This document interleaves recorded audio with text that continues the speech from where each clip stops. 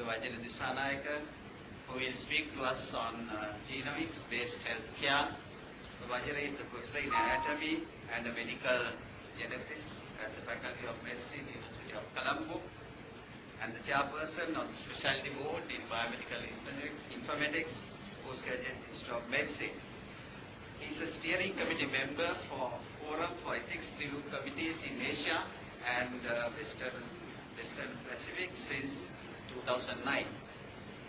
Professor Dissanayake is one of the past presidents of the Sri Lanka Medical Association, and he also has published extensively, and there are about 100 publications in national and international journals to his credit. So Vajira, over to you. Thank you very much, sir, for those kind words of introduction. Let me begin by thanking Professor Veerasuriya for inviting me to deliver the talk. It is indeed a pleasure to be here. I think I just have to say that, having been here from early morning, I've never been in a place where people are so positive about the future. And I think that's great to be. And I wish this, I put my hand up at the end of the plenary to tell you that, make a comment that, I wish that this, level of enthusiasm and positivity could be infectious across the university system. But I wasn't to be because somebody else stole the last comment at the plenary. So anyway, I'm pleased to be here, and I'm also pleased that we are able to contribute to the development of KDU in terms of training your lecturers in our PhD program. One of them is just sitting over there keeping time, so he will probably be kind to me.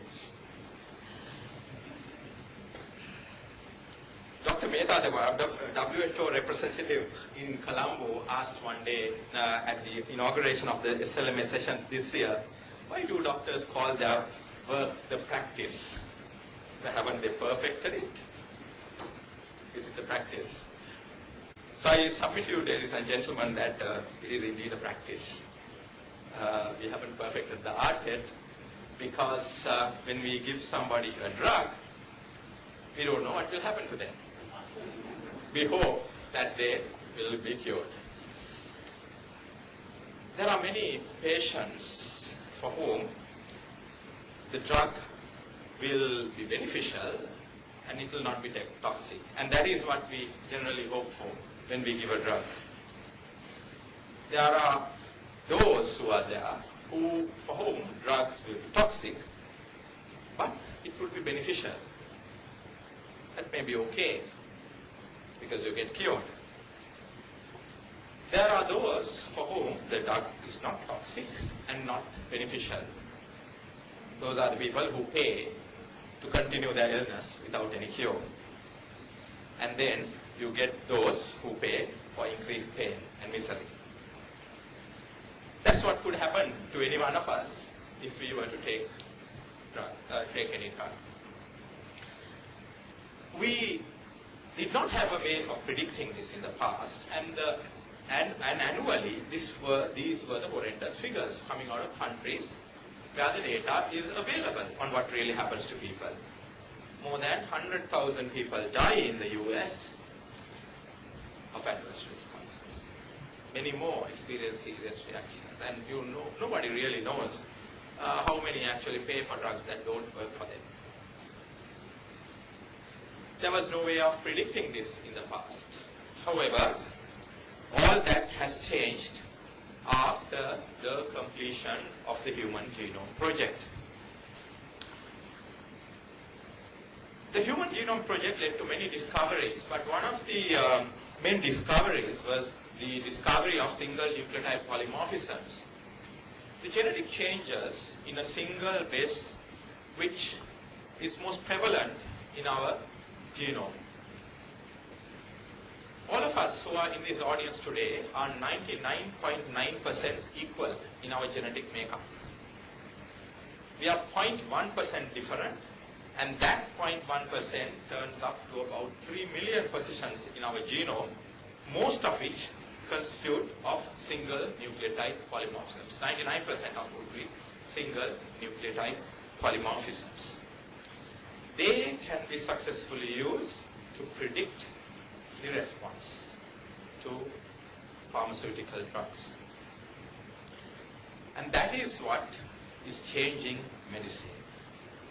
The era of genomics-based personalized healthcare has arrived. We are able to do what the Ayurvedic physicians maybe was able to do 2,500 years ago using our horoscope. They were able to personalize healthcare based on the horoscope. That science is now dead and gone. Present day Ayurvedic physicians can't do that. They don't know how to do it. But at least we are, as Western medical practitioners, getting to that era where we are able to use the science of genomics to deliver personalized care.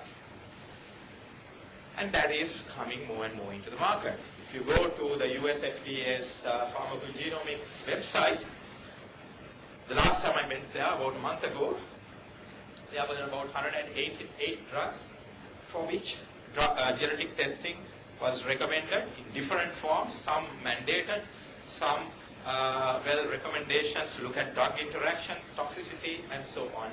And a total of about 34 genes or genetic tests were recommended before or during the course of treatment with these drugs. Drugs which people in this audience maybe use in their lives, which may either work for them, not work for them, or give them the adverse reactions that they're experiencing, for which they don't really have an answer, and so on. And we today have the opportunity to move into an era of pharmacogenomics to get better care. Let me illustrate personalized medicine using genomics in this example. The most common examples actually come from cancer.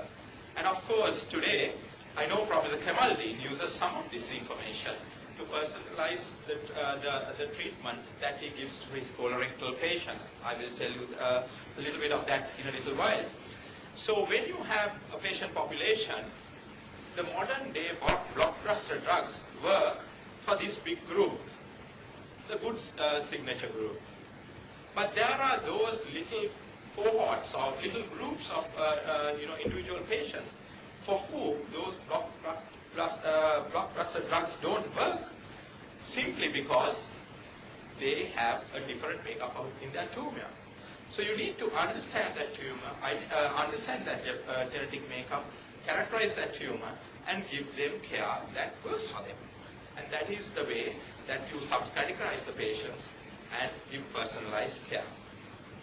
So here's the example of KRAS gene, which Professor Kamaldeen uses every day in his practice, which we do the testing for.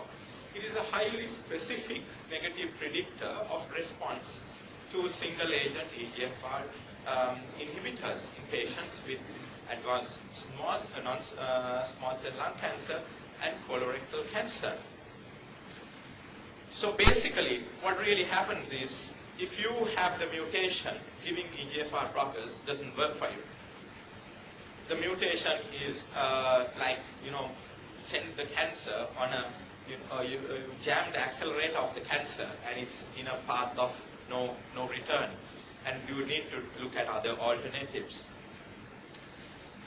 Simple mutation screening. You can detect the mutation, like in the case here, showing up in a background of a lot of normal cells, the mutated cells showing up the peak, saying yes, here is a mutated cell, and that we can pick up and then tailor-make care.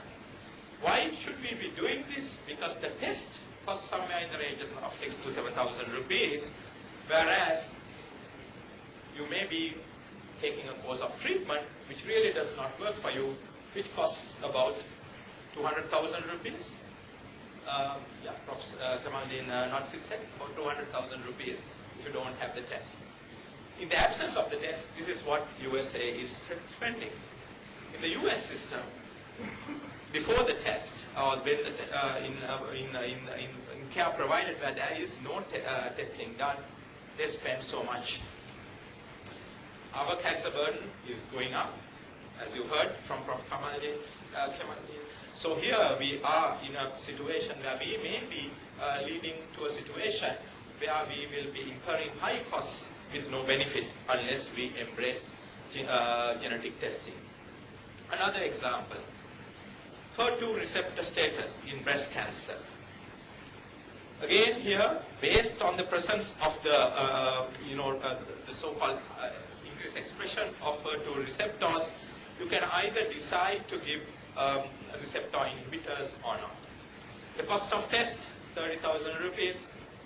The cost of treatment, which is a drug called Herceptin, 2 million rupees. So really, at the moment today, Sri Lanka spends more than 2 billion rupees bringing down Herceptin to the country. And very few patients are actually tested before they are treated. About 1/5 of patients who can actually pay for it are tested, whereas the rest of them are really not tested. So therefore, we may be incurring huge expenditure, money going out of this country without a real therapeutic benefit for the patient. Let me get to something more common, warfarin.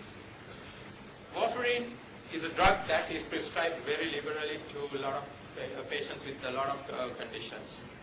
And warfarin-related adverse events are one of the commonest adverse events around the globe. In US, 1 in 10 hospital admissions, emergency admissions are because of the wrong dose being given, people developing bleeding manifestations.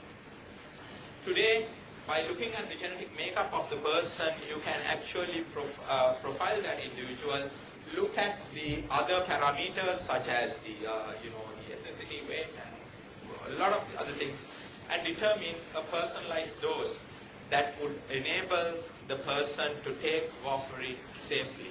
In fact, this was the first test that we introduced in Sri Lanka as soon as FDA mandated it in 2008, and it's, I must say, one of the least used tests by the clinicians. Perhaps the fault is ours. We are not really marketing ourselves and telling them that the tests are available here. And you can see again the burden of to the healthcare that is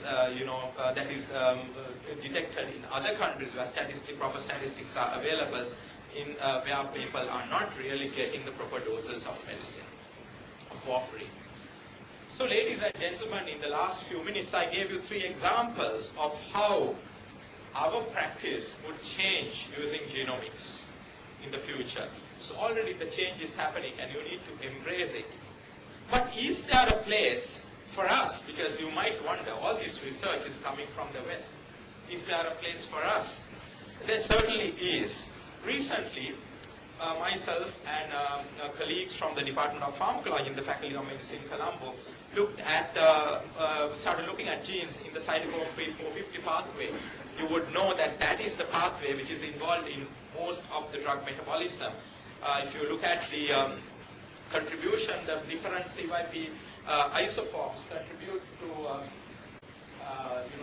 contribute in different forms to the metabolic, how much they metabolize.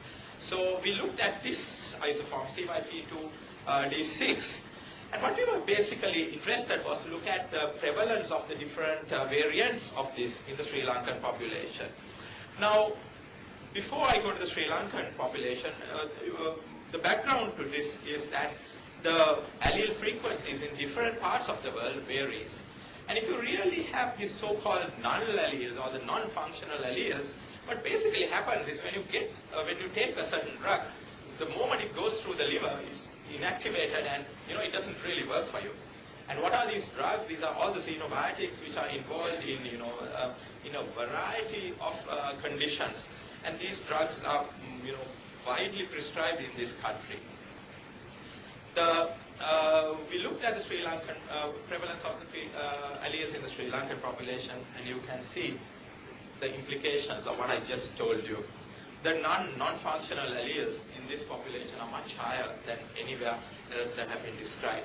So really, we may be bringing down millions of dollars worth of drugs to this country, which really don't work for our patients, and we need to embrace this type of technology. In fact, recently I wrote a paper to the director of the Drug Regulatory Authority saying that this is time that we really start looking at the the pharmacogenomically important variations in our population so that we can not only inform therapeutic decision, but also inform the essential drug list as well as the national health financing policies. Now, in the background of that information, what I just told you now, what do we refer to determine our doses? The British National Formulary. Sri Lankans are not British, the British are not Sri Lankan. And that's the bottom line. So we really have to rethink along the genomics lines, and I'm very happy that KDU Care is probably going to work along these lines as well, and we'll be happy to partner with them and give them some of our inputs as well. So next time, ladies and gentlemen, when you take a drug, don't be scared. It may not kill you. I did not intend to really scare you here, but you may have to think whether this actually works for me when you are told to spend a lot of money out of pocket. That's the message out there. But we, as doctors caring for patients, will have to start now looking at what are those, pharmaceutically important or clinically important biomarkers, and get those tests done so that we know that our patients would benefit. Because in the absence of that, one day, a patient could turn back and sue you and say, look, I got this adverse event, and you did not really do the appropriate test before you prescribe the medicine to me. So pharmacogenomics is going to basically make us more confident in the treatment that we give. So perhaps after all these years, we may move from a practice to a definite cure for our patients, and we will be confident in prescribing our drugs. At the same time, the patient, knowing that the medicine would work for you, would have increased compliance. People tell us that you just have to go past the Norris Canal Road before it was closed up to find out the amount of drugs which are actually thrown by the patients back into the Norris Canal before they, after collecting it from the pharmacy at NHSL. Hopefully compliance would improve, especially because if we were to tell the patient, this is what is going to work for you. So, so the era of one size fits for all is over. One size does not fit all. The time for genomics-based personalized healthcare has arrived. And I hope, as a faculty, your faculty would embrace personalized medicine. Thank you very much.